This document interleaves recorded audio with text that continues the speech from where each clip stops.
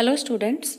So today we will study lesson 8, A House is Not a Home by Zan Gedioso from your book Moments. So first we will discuss about the title, A House is Not a Home. So what is the difference between house and a home? So house is a building made by brick and cement, but a house is changed into a home by the persons living in it with mutual bond of love, affection, and care. Okay, so what happens when someone loses his house? Okay, he can be made to feel at home, to feel secure if he is surrounded by good people who provide him the same love, affection, and care. Okay, so this story, A House is Not a Home, depicts the importance of love, care, and affection in one's life. The author, a high school student, feels strange in his new school. Situation became worse when his house catches fire and his cat is lost. Then it was his schoolmates' love and care that supported him. His feelings of loneliness and loss disappeared with them slowly, and the author came back to normal life again. Now, starting with the chapter, this story reflects the challenges of being a teenager and the problems of growing up. How does the author overcome his problems? Okay, the author is a teenager and he has to confront various challenges and problems. Okay, so how does the author overcome his problems? We will read in the chapter. My first year at high school felt awkward. Okay, now the author has entered into high school and he felt very much awkward over there. What is the meaning of awkward? To feel uneasy and inconvenient. Okay तो वो जब high school में उसने enter करा तो उसको बहुत awkward feel हो रहा था क्यों after leaving junior high at the head of my class with all the seniority the upper grade levels could afford me it felt strange starting over as a freshman तो अपने junior school में वो अपनी class का head था और क्योंकि वो सीनियर मोस्ट क्लास में था तो he had a feeling of seniority over there okay so अब वो जब हाई स्कूल में एंटर करा he had to start as a freshman as a fresher तो सब कुछ नया था नया माहौल नए लोग तो बिल्कुल एज ए फ्रेशर स्टार्ट करना उसको बहुत स्ट्रेंज लग रहा था क्योंकि अपने वो जूनियर स्कूल में तो वो क्लास का हेड था पूरा सीनियर मोस्ट क्लास में पढ़ता था और सीनियर स्टूडेंट्स था बट यहाँ पे आके एज ए फ्रेशर स्टार्ट करना it was very strange to him the school was twice as big as my old school okay तो ये जो स्कूल था it was twice as big as my old school and to make matters worse my closest friends were sent to a different high school को strange क्यों feel हो रहा था वो ऑकवर्ड फील क्यों कर रहा था ठीक है सब नया एटमॉस्फेयर था and the building was as book as it was twice as big as my old school the author is saying and उससे भी और ख़राब बात क्या थी उसके बहुत सारे जो क्लोजेस्ट फ्रेंड्स थे they were sent to different high school okay वो दूसरे स्कूल्स में चले गए थे and I felt very isolated. The author is saying he felt very much lonely over there. I missed my old teacher so much that I would go back and visit them. तो वो अपने junior school में की teachers को बहुत miss करता था तो नेचुरल होता है जब आप दूसरे स्कूल में शिफ्ट करते हो तो आपको पुराने टीचर्स आप मिस करते हो ठीक है so he would go back and visit them उनको मिलने जाता था पुराने टीचर्स को they would encourage me to get involve in school मी कौन यहाँ पे author they would encourage me they कौन टीचर्स तो टीचर्स उसको इनकरेज करते थे कि उसको वहाँ पे अपना दिल लगाना चाहिए ठीक है to get involve in school activities so that I could meet new people अपने आप को बिजी करें इन्वॉल्व करें स्कूल एक्टिविटीज में so that he could meet new people. They told me that in time I would adjust and probably end up loving my new school more than I had my old one. उन्होंने ये भी समझाया कि time के साथ वो adjust कर लेगा और हो सकता है कि वो शायद उस स्कूल को पुराने स्कूल से ज़्यादा प्यार करने लगे। They made me promise that when that happened I would still come by, और उन्होंने ये भी मेरे से प्रॉमिस लिया कि अगर ऐसा हुआ, ठीक है, तब भी वो अपने पुराने टीचर्स को पुराने स्कूल में मिलने आएगा। And visit them from time to time, और उनके पास उनको मिलने आता रहेगा। I understood the psychology in what they were saying but I took some comforts in it known the less.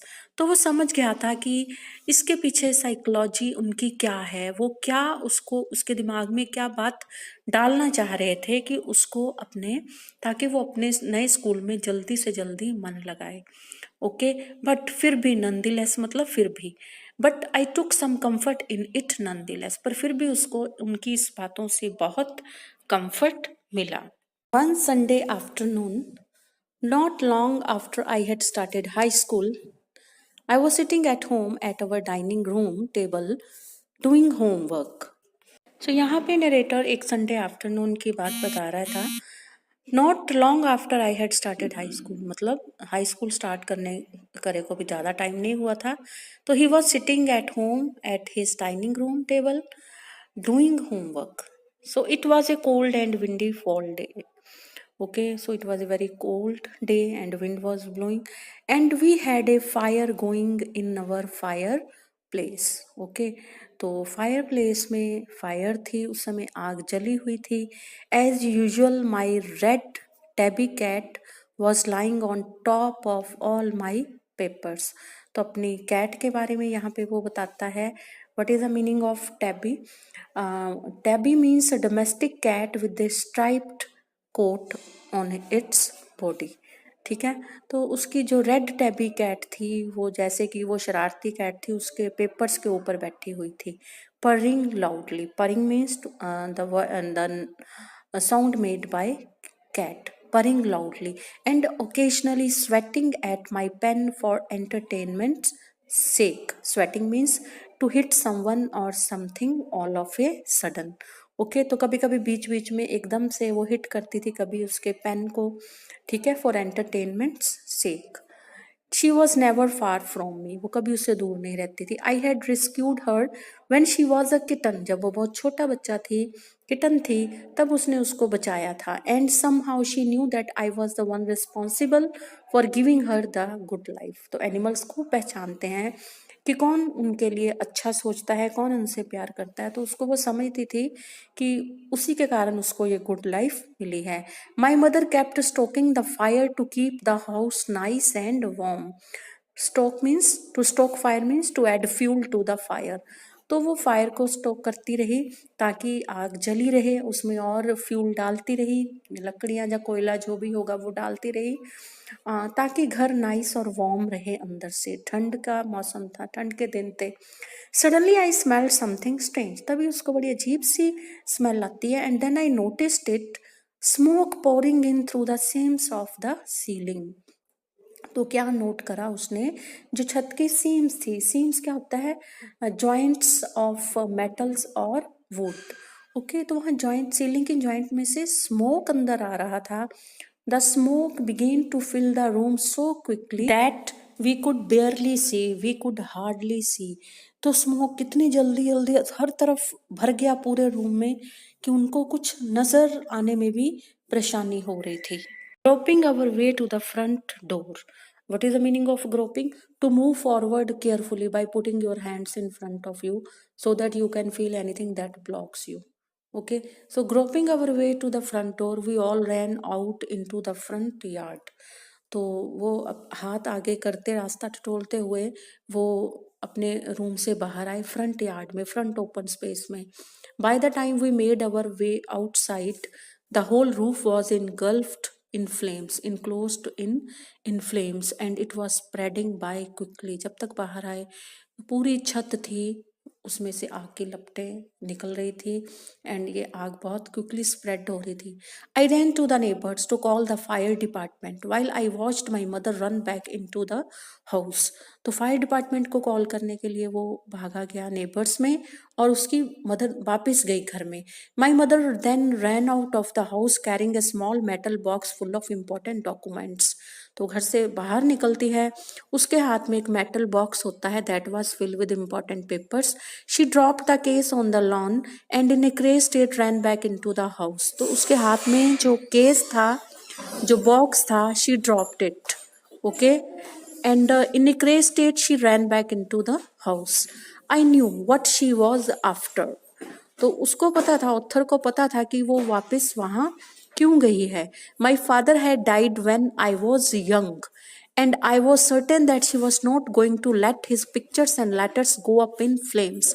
उसकी मदर, उसके फादर जो कि अब उनके साथ नहीं थे, उनकी पिक्चर्स और लेटर्स कि वो फ्लेम्स में जल ना जाए, उनको लेने वापस गई थी। They were the only things that she had to remember him by. तो यही वो चीजें थी, उसकी पिक्चर्स और लेटर्स, जिनको देख के वो अपने उसको हस्बैंड को याद कर सकती थी। Still I screamed at her, mom no.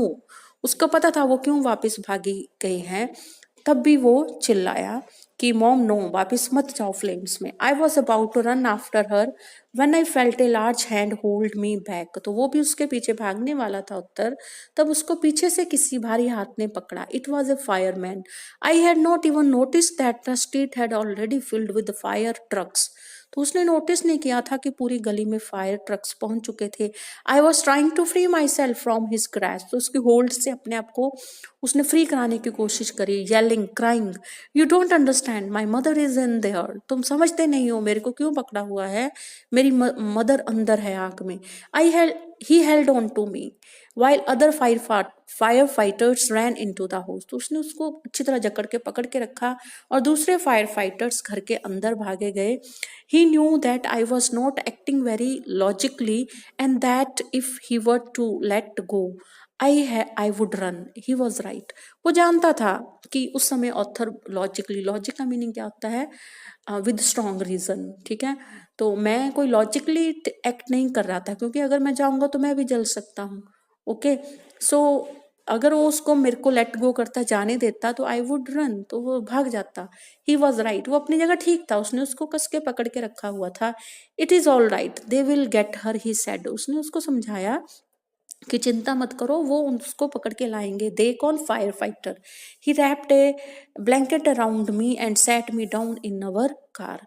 तो फायर फाइटर ने उसके नरेटर के गिर्द ब्लैंकेट को रैप किया और उसको कार के अंदर बिठा दिया। Soon after that a fireman emerged from our house with my mom, okay. तो एक फायरमैन घर के अंदर से बाहर आया, साथ में उसकी मदर थी। My mom in tow, tow means accompanying someone, तो उसके साथ उसकी मदर थी।